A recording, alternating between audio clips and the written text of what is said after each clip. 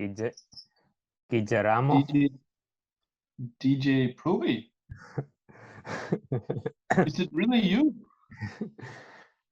An fragra atá ag muir Eacuadór go DJ Proby.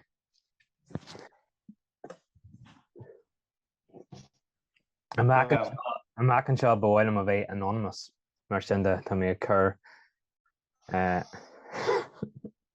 Mask don Diablo Umo orm.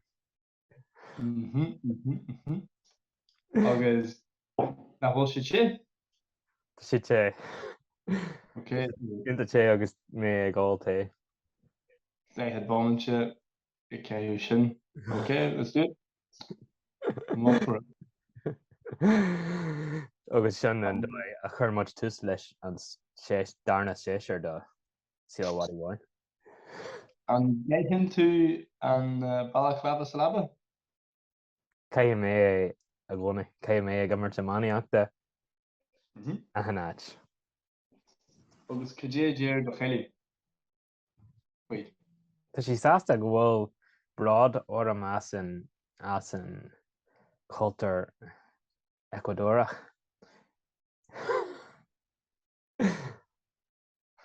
It's ghastly. Tugann sí cadú mar sin de níl cultural appropriation in gist. Of course. Our number one fear in life. Tá na formatha agam in seo tá na formatha cultural appropriation. Okay. Binne bí eáil tá siad siníthe. Yeah. Bhrálam cinna ag an check. Yeah. Tá sí deas na ggó. Tá sé gánta, but like it's like, you know, she costal I don't know. Why would a pro dress up so elegant? Like, you know, like can you okay costal sin? I don't know. Caint siad iad bhéilte like sin am hart fan nólaigh tá féile ón an sin féile bundúchasaigh agus caint siad an rud seo an sin. Agus inis tú an J éirithe Sílam chuann siad Diablo Umo díal de rudanteach ach hanig sin leis na Spáinní ribh sin tharó díal ar bí sa cultur dúchasaigh. So just chur na Spáinní díal mar rud dafro. Yeah. Take him. Whoa. The hair. Put the hair away, please. Put the hair away. Little hole. God. You can't do that. It's he's far. Conán tá reaction rud einseach just Katie second to hortú. Ag Lords fan grú fan hud grú a bhí sí granar in Eacuadór. Tá mé just arás ón Eacuadór bhí mé annar by cara seachtainna donna history. You were in Eacuador? No way. Bhí ag fhí ma hud grúga chu mé isteach a Jack ansin pau agus bhí ma John agus cócar pau len like agus is mór leis a bheith ag magu an cócar seo so an ansin seo de pau tá sí anta creifach agus tháinig sí mé agus dúirt sí rud le cosla sí cosla le Isa Christ híon agus an sin dúirt cócar pau sé agus tá dú mhór aige sa waidín sa mhara tá inta dílis díthe agus bhí an sin sin ionta mái agus an sin ar cóslaachta nuair a dumí mé an tróna sin bhí sé rá lena téideach sílim gur éis sin Isa Christú teachtar ais. agus Harley an rud cíarna thugmuid cuirt ar uncle Pau ar faoin túa ar a bharm agus ar bherm agus dúirt sé lom Tá tú an picture de Isa Christ agus bhí sé grannar. Well, you do have the blue eye and blonde, white skin thing going on. Cosú leis na daoine ón bhean orthair dar neoid. Just cheer cost the Bennig and Pharisee.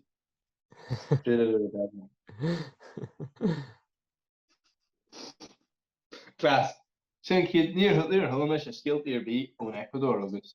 Tá tú rais le trí seachníis? Sé? Yeah. Well, ceir seachní in Eacuadór. Ceir seachní in Eacuadór. Inis dún go gasta cudé a tharla. Cudé an well bhí tú cethar Quechua ar dus, no? Quechua? Quito. So landomid a Quito bhí an éitilt 10 nuaire ná híon ar a 10 nó rud mar sin bhí si go bra ach nuair a landomid in Quito agus dír sao bhí mé fríide chéal leis an altitude. Ní raibh mé ag dréim leis, just bhfuil sé mé go gasta sin agus fiú an rud bhí sé an rud is massa am bhhailg just bhí maithí mé go raibh droch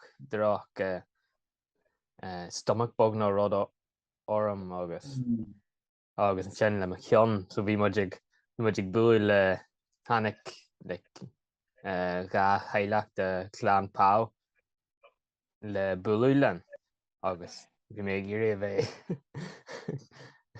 stuama ach bhí an altitude dáréite ach sin bhí muid mar a Quito aonanta ard sin ggóil sé 10 nuair a níos ardjin bar buthir glan seán sílam rud possible sin agus dan muid Quito ar fai seachtaine ag an tus mar tá ansin agus cócathair Pau an gus bhí sin amóid mar bhíon tan burt acu burt cócathair hart ar níos agus bhí muid crothí hart lá agus is mór an gá go rúisiad an sin mar tá sé ionta contrateach le bheith leathíon mar gringo mar gringing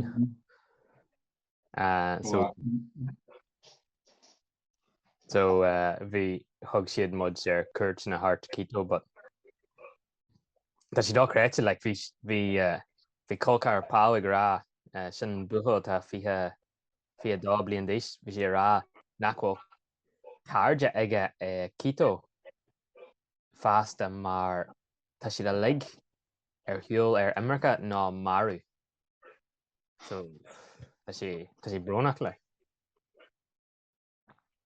just síl defriúiltán an ciad rud a bhain stangu asam ná na bosna bhí na bosna cú defriúil bhí muid go an moscadí lear Quito so Teann tá cuid mhór bosna de cúlachtaí defriúla agus tomanan siad hart agus tá siad ag scartú so stop an bus a bháin Teann fear amach tá si géirí tú a grísú go ar an bus agus leman tú isteach ar an bus agus tá tú de háasú agus níl an doras dridsa agus tá an ceol seo ag buú into tropical agus an sin chiad rud eile Teann daine teach ar an bus agus tá si ag díal rud an teach crisps ná rudaí mar sin ná fiú ag ceol áran ná ag inse jocanna agus an sin tá si géirí airgad se éilúiad an ar a bhhaine Quito tháinig an fear ar an bus bhí muid go lear na cathaire san ihe agus tháinig si isteach agus bhí an chocolate séir agus so dosan siad deanan siad an órid seo mór le trí bommate ag luirt fan síl páirsanta acu agus bhíon fear seo rá inis bhí mé sa phrisan ar feadh 2 bliain agus tháinig mé fur mé amach agus níl mé géirí go Jack sa phrisan arís agus níl mé géirí rudaí olca a dheanú so bheith sí inta codseil na canan sibh rud bhuaim ná mana bhil na canan bé orm rudaí olca a dheanú arís so sin siúil sé Jack sa bhás agus chana a duine chocolate mu ar feadh $100 cé sé agus bhí pá i go gá war a chocolate a chanacht ach dúirt se chulthar ná dan sin mar an sin tifi siad go bhfuil agad agus be siad i ggéir níos mó agus níos mó bhuat. Fuck me. Yeah. Inta mai. Agus rud eile Harley a Quito. Bhí muid ag siú an lá ar fad just an cahra rugan. Agus is tá sé granar cócar ar pá mar nuair bhí sé 8 díos ná mar sin bhí sé croí hart leis cinneol han gangs ag daoine cinneol dóide. So bhí súil inta mai aige do gadaí ná daoine ar bí so bhí mar dínta sábhailte leis.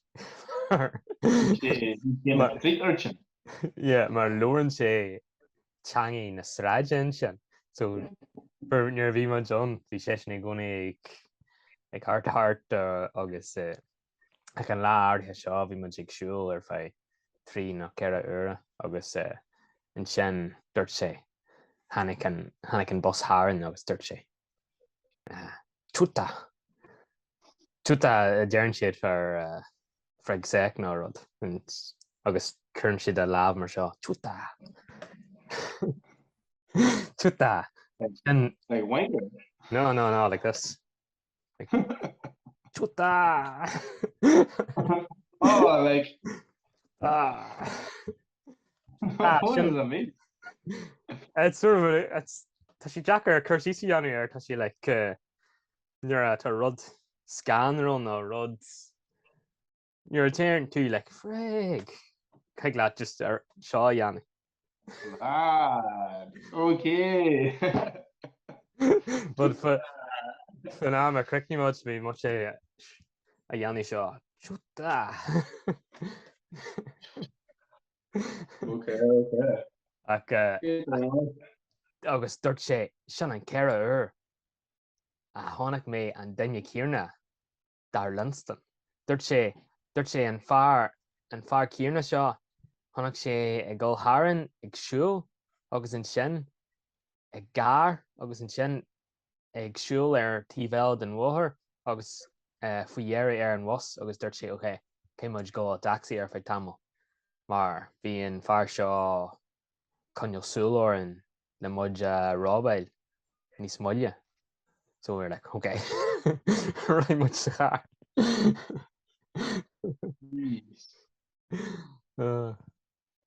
Inta mai. So an ceithir is daintre de rúta an go fáil. Oh, gan dóit. Wow. Dóit. Agus han sin an ceithir is daintre in Eacuadór tá Guayaquil there are coslach to like 3 nó 4 daoine donmhairthe a an lá an sin like. Oh, okay, total lawlessness. Yeah. Wow.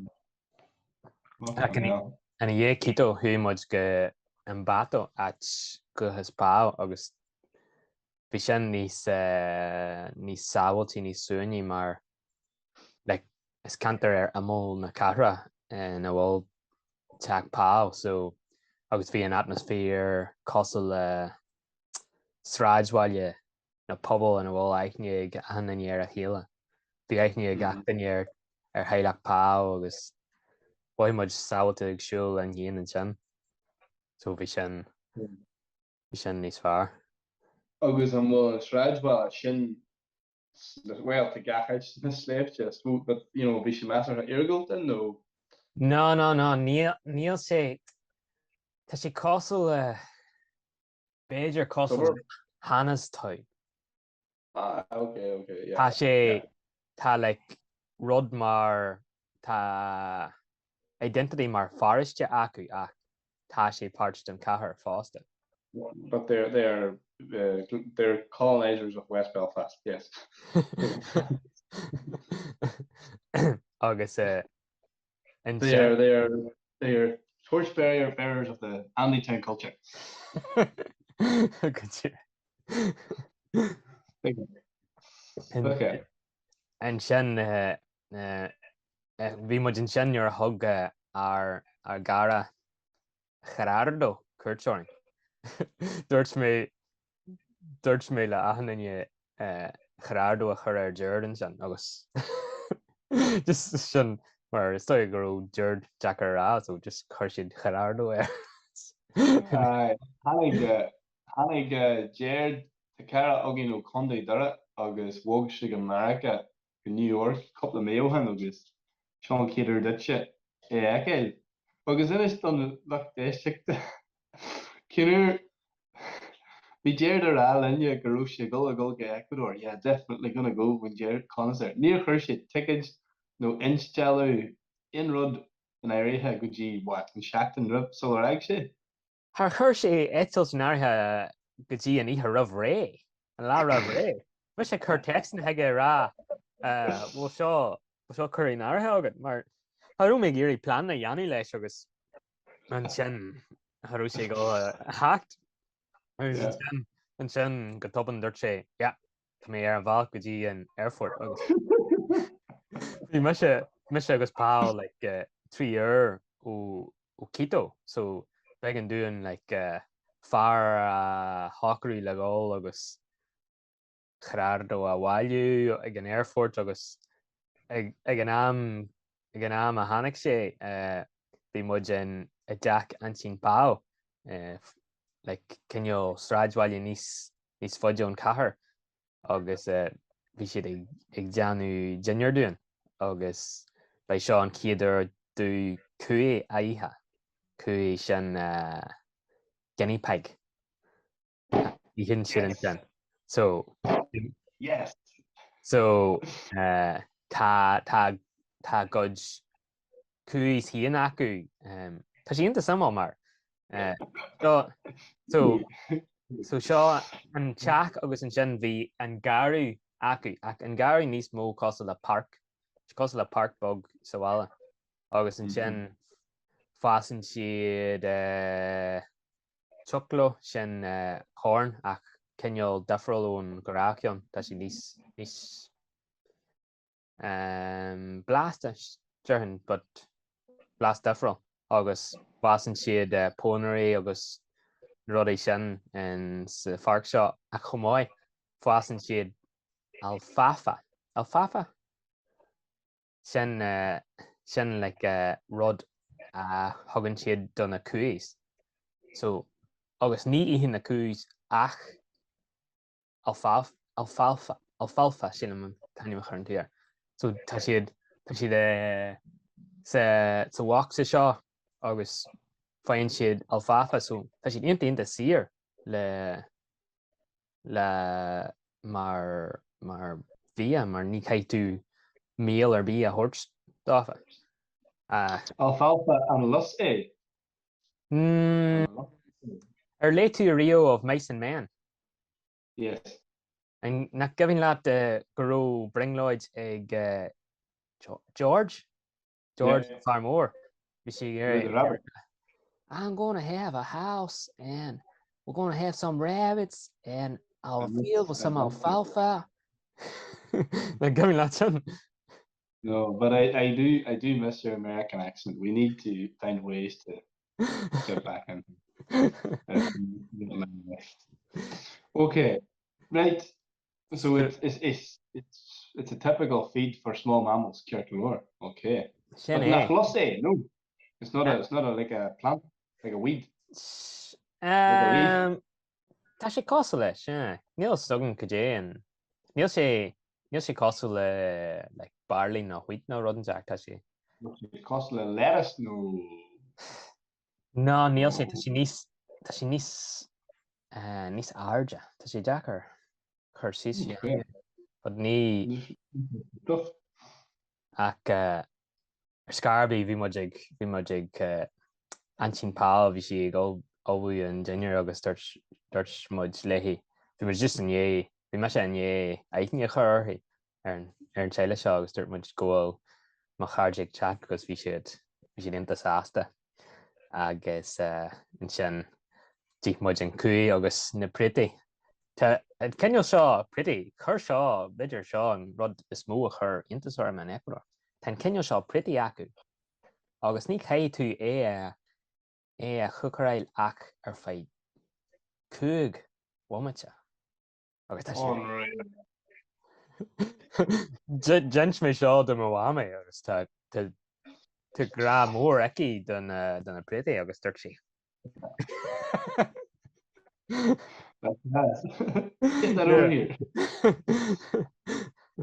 an sin landal deird agus an cuaí agus na pritaí agus bhí muid gra bhí págrá leis. Bhil tú cen go bhil tú ggéirí seo ihe agus seo an ciad bhéile a bhí aige agus é an Eacuadór a ggíthe an cuaí leis chuid láha.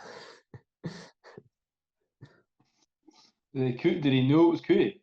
Yeah. Was thinking? Yeah. Knew it was guinea pig, yeah. Jan Kershi said her Andy Kenilta Marfiol. Oh, bhí sí inta blasta. Chuir sé beidir conín a gabhniú ach tá an fiol níos dórathaí agus tá sé cinneal fiocht very moist meat. Níl mór an fiol ar an anmhaith híon ach bhí si go jazz.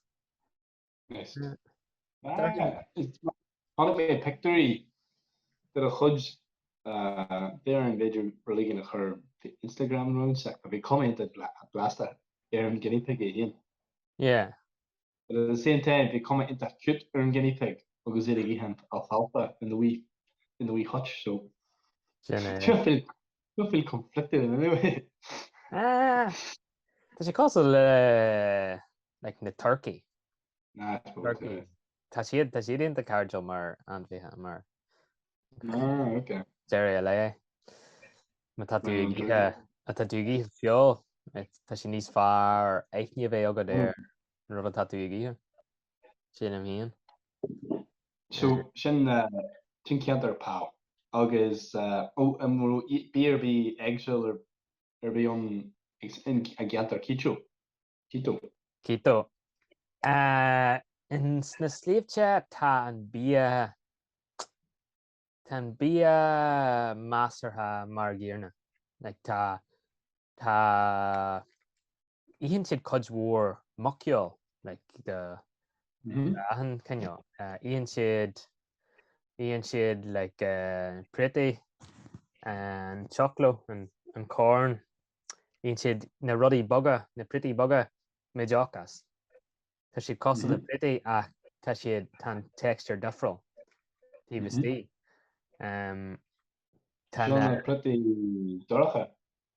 sé agus tá rudaí eile tubers eile ochas atá difriúil tá méid sin bí dá chréidse. Tá rudaí jazz ceviche cosú le anraí nó sú ach níl sé té deanta le éasc nó prawns agus tá onions agus rudaí istíon tá sin inta jazz.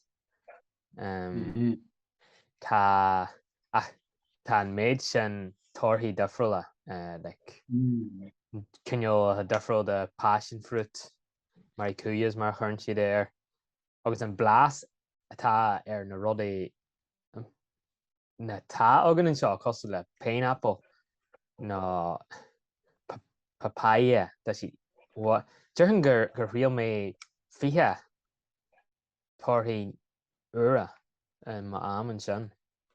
Deadly. Just Yeah.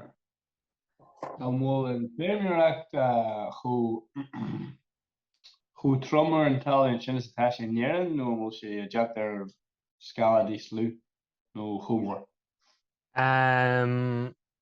scalan níos lú dearhan ganse.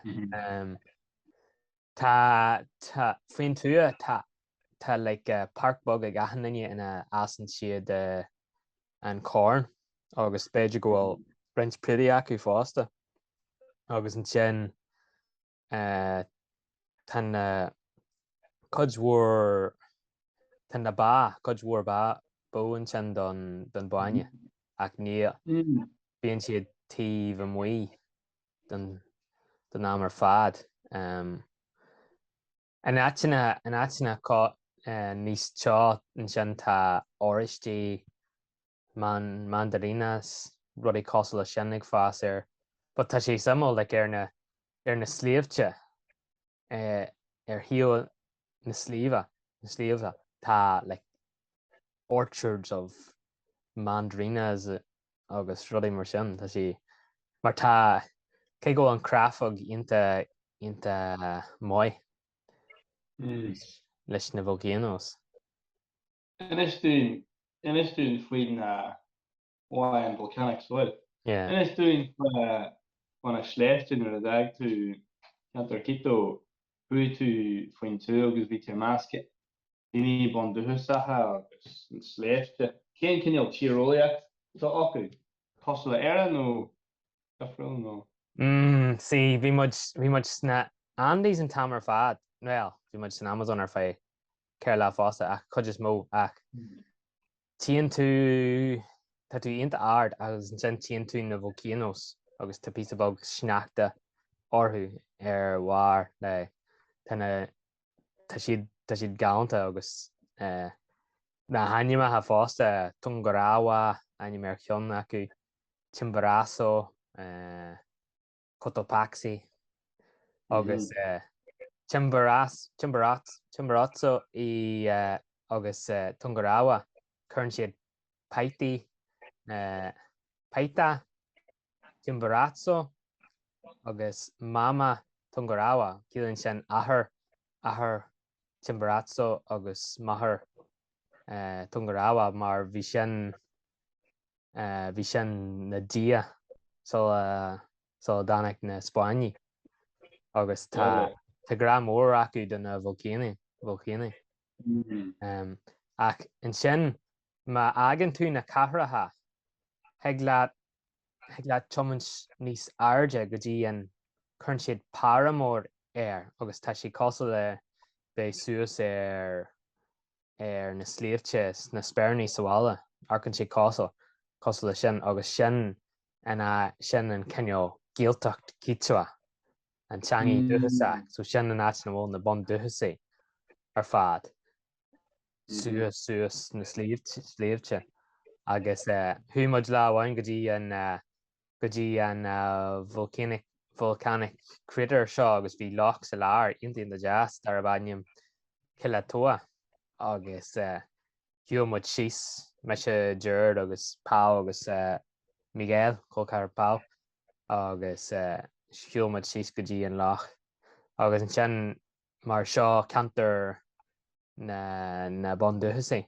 bhí burtar ag díal choclo agus rudaí agus bhí me sé ag Lordslaf an cíteá agus a léhéid agus chur mé céiste ar far amháin go dtí an cíal le Cileatoa agus dúirt sé in a riamh níl cíal ar bí leis dúirt sé nuair a tháinig na Spáinne d'aistriú siad na hainneamatha go dtí fách le thuca lá a rá agus gur an tainneamatha cíteá ná Ciarátóa agus Ciara cílíonn sin féacla ag mar tá na creator mar seo agus tóa sin aim ar Frances a bhí ann bliantíohan agus het si an rá le condor an íon allmhór atá na Andes agus bhí scíal an fadid a sin ach bhí an tos bhí ag an air seo dochréit le bhí sé rá le ceircíad blian ó hen Harú Lacha an seo agus begrá leis muintir sogaine gáil síos an seo agus rud é fás rud é as ar an aitin bhil an lach inis agus rud é mar sin si inta nóstá agus thu muid fásta go dtí an páiste pá an ciad páiste eile is páiste bundúchasaigh cíos a binte thu muid an sin copplar mar bhí margaí an leis na anmhaithe agus anrad agus bhí na daon sin ionta cairdeal mar bhí muid ar an was ar bhhain agus thosaí an fearr seo ag Lordslen agus bhí siad curcéist ar fáil go dé céhé meise agus rud é mar sin agus dúirt sé seo é má bhuathail as dúirt sé as éan dá as dúirt sé sin nach bhfuil an tá dear ag ort stocha mar sin a bheith agat mar tíonn siad an crack an bán agus sin a smuoin siad agus ach ag an dhéanach seo coppla lá níos muile tháinig an fearr seo muid agus bhí sé ag teacht suas thugann agus cruthú lámh agus ionta cairdeal ar fad.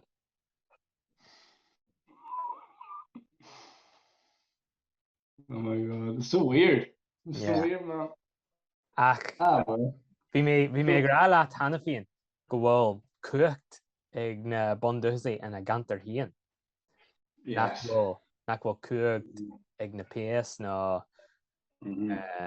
cuairteanna an sin. So heaglá go bí rud tá siad ag iarra dheanú agus dúireach osáid tá siad inta díon. Mar agus. Do you mean like legally? Will should even we then chorus legal? Yeah, tá siad cinne autonomous. Cost of the reservation. Yeah. So mas Walden Nashin ndiadh mer ansin ní heglaat go to prison. No. Go ddíreach ina gantar híon. Tí still an imiste. Yeah. Tá siad faoi real an sin, tá siad sin faoi real an sin. Yeah, agus me dheanan tú rud an sin heaglá go bhí rud a sin ag dheanú deit. Right, okay. So shield well, bhí muid sráidhhaile Santa Rosa an at ar as maithar pá agus tá sin chuidhór cantartha bundúchasaigh thart ar agus thu pá agus a chochar ar siúlóid agus dúirt siad go bhhaca siad beirt bundúchasaigh an bhean agus an fearr agus bhí fearr acu agus bhí srang bhí rope cangailte thart a bhainneol agus bhí an fearr ar an talú agus bhí siad cinneol ag tuairt a thuairt lá agus sin tháinig cearr agus just deimí siad. Jesus. Yeah. Fucking hell. Sin an déireann siad na daoine sin go bhfuil siad go siad deas le túrasaí ach tá siad an justice tá sé fian. Wow. Well, China software leaids an mask. Tá sé láidir ach níl mé rách hen sé déan daoine go bhfuil sé go leag go leige. Go leaids. Yeah. Agus ach go fáil níor bhí muid san airthir san Amazon bhí muid le grúpa rinne na túras dúin ba phobal cítsua é, so bhí an cólacht ag an phobal agus bhí na daine ar fad ag Lord cítsua atarthú, so bhí sin inta agus More an differ either na bundúchasaigh in Amazon agus na bundúchasaigh na handys. tá chuid mhór dafar. Níor bhí muid san Amazon an cahar in a rómaid ná baile mór in riamh a bhí an rud cosal le Ballymena. Go thomlan dearthann le trotha bliana nuas ná mar sin, so bhí na daine an sin níl mór an mestizos, so sin daine máscatha, daine bán agus daine bundúchasaigh an. Tá cuma bundúchasaigh orthu ar fad a caint siad iad an dhearthair, caint siad iad Americanach. Agus granar glór ba an siopa is bhíon cinneal siopa is mó an sin ná siopaí iad le bhí an bhaile land a siopaí iad. Ach like sort of cheap fashion. yeah. Fucking Ach sna sléomhte caitheann ní dearn ahan danne bundúchasaigh a chéin chuid mhór dáfa na hiadaí tradiisiúnta na ponchos agus na gunaí agus rudaí mar sin, so heaglaad iad a aithins ach san Amazon heaglaad na héine écail ach caitheann siad na grá iad mar níl stoithe nach ró teagháil acu leis le mór an daoine bán go dtí cé go blianahan ach sna sléomhte bhí anach na Spáinne an ceithre céad blianahan. so clappy leis. Yeah. Ah, sin brunach man. Tá sé. Oh. Yeah.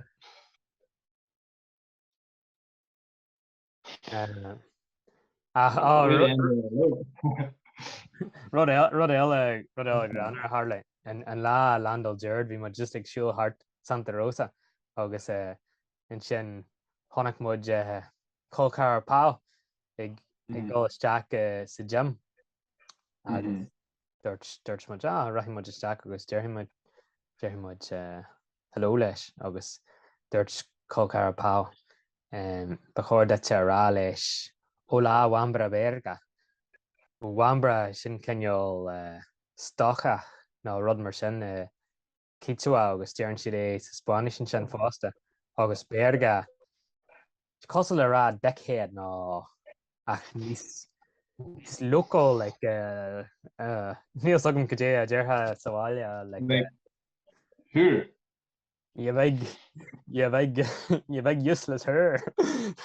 Cosal le duine ag teachún America has agus é rá le de cothar. Well, how are you? You beg useless her. Ní mé isteach agus dúirt mí leis. Olá wambra verga. Can éithne a bheith agus bhí sé gaire ach ní héanam go raibh sé onanta sásta. Mar dúirt mí sin oscóir a chud cairde ón gym agus rudaí mar sin.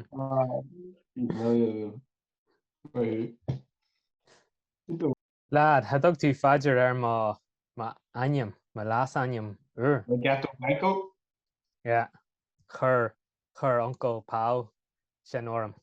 Thug muid cuirt ar Uncle Pau bhí sí as na seachtaí ná rud mar sin ach bhí sí inta granar ag gcónaí ag magu agus rudaí mar sin agus bhí Pau ag rá leis go bhfuil chat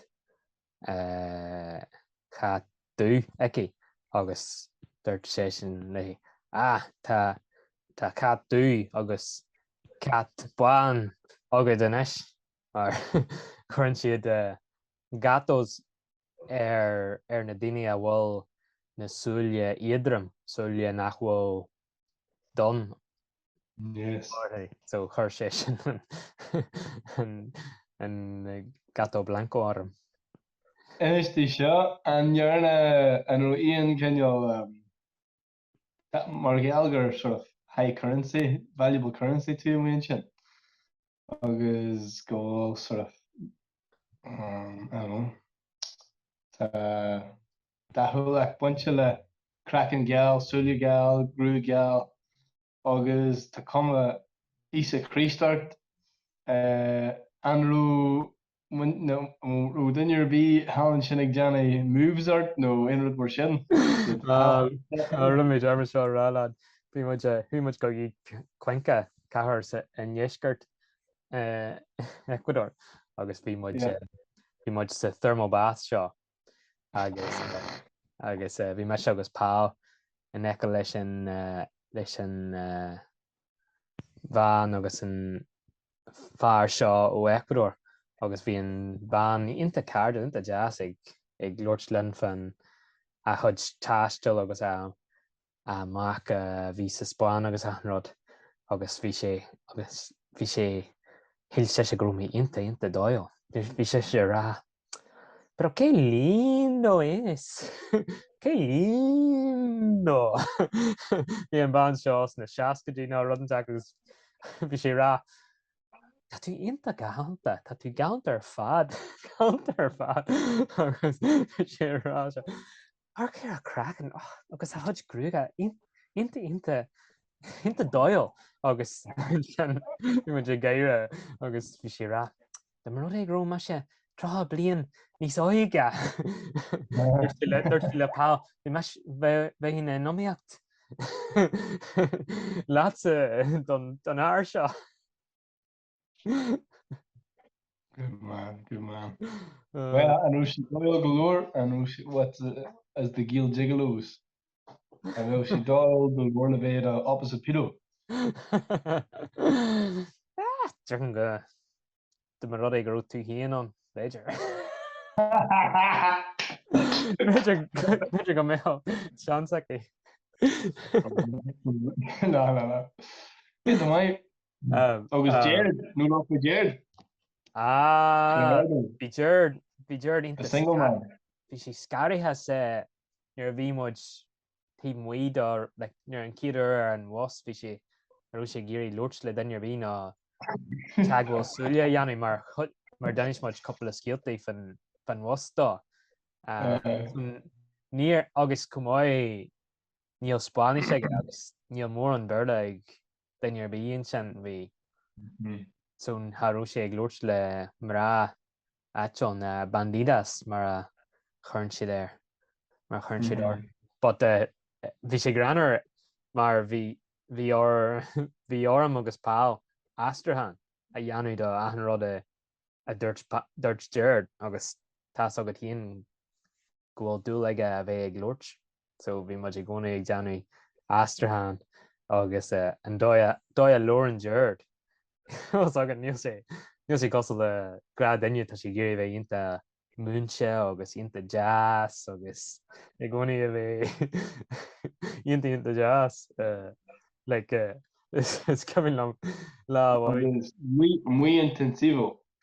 Yeah, inta sincere agus lá bháin bhí colcathair pá an agus bhí maithir inné eil bás beidir couple of míohan agus bhí pá agus sé just ag luirt agus ag magu agus cura jazz agus bhí Jared an sin tíomhlá agus ní tamil dúirt le pá. Si leat a rá léhí go bhfuil mé intaíon de brúnach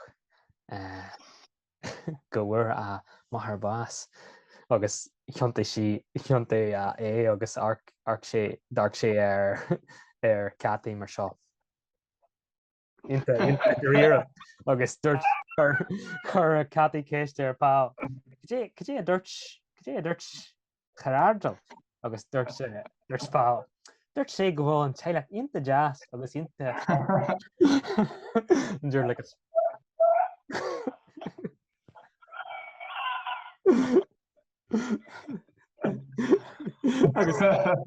agus lá Jimmy Jared bhí sé mar bhí muid le teilech pá an seachtain seo ar fad in an bato. So bhí sé agus bhí an colcar ág ag pá spúil inta granar agus a gcónaí ag luirt agus rudaí. So bhí dul ag deardan agus ag sugarí lá mar is ag sugarí leis ag mar smáile deir sin dhéanú. So near bhí sé ag amacht dúirt sé le pá an ag leat a rá go bhfuil dul as cimse agam sa bhuthil bog seo agus bhhailm a túras a Lanston fríd pá agus an rud a dhéanann sé bhhailm a chlinstin faoi mar bhí mar chríostíon don seachtain seo agus bhain mí an agus don neáid tharúpá ag dúí le bheith chur an dothas seo sa teile go mé deird ag Lanston mar. Estoy gan Yanni sin jarmad air. Yeah, exactly. So dúirt maithar a bhuthil seo. Á go dé dúirt sé. Dúirt sé is bhuthil inta deas é.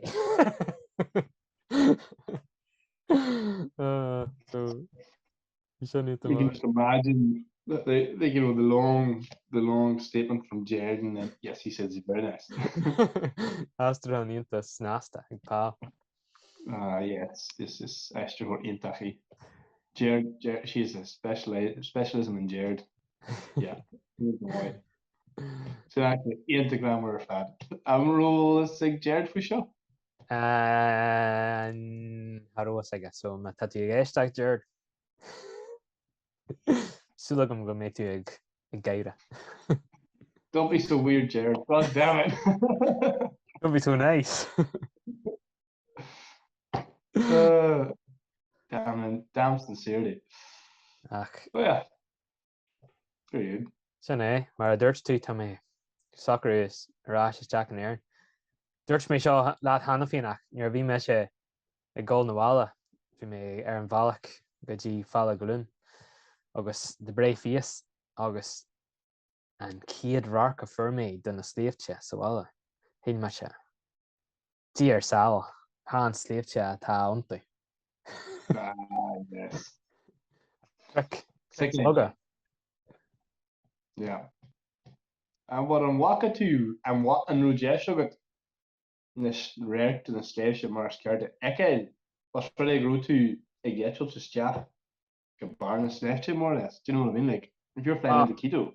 Bhí agus thuimeid an cable car seo go dtí na sléomhte ar amó keto agus bhí rarcanna ionta an sin. Agus bhí muid. Do you know what I mean? Na whole keto a hien master hard. Tá. But na sléomhte hien a bhhad níos airde. And na volcanoes agus rudaí a bhhad níos airde, yeah. You know. Tá sé cosal le bheith ar an glen sin agus tíonn tú na sléomhte ag gobú amach. I get you. Yeah. Yeah, I get you. That's cool, man. Yeah. Into my. Bhí má leitheann de siar master team a gompraid. The fiestas and show. War sin ar fé seachtain. Got bored after that. Threw me ar túras agus tamí arás. Into my. Luirí muid níos mó fan na fialte ar an tachan segan. Bhfuil am complication hard for it. Okay, stay tuned, guys. Slán a chairde.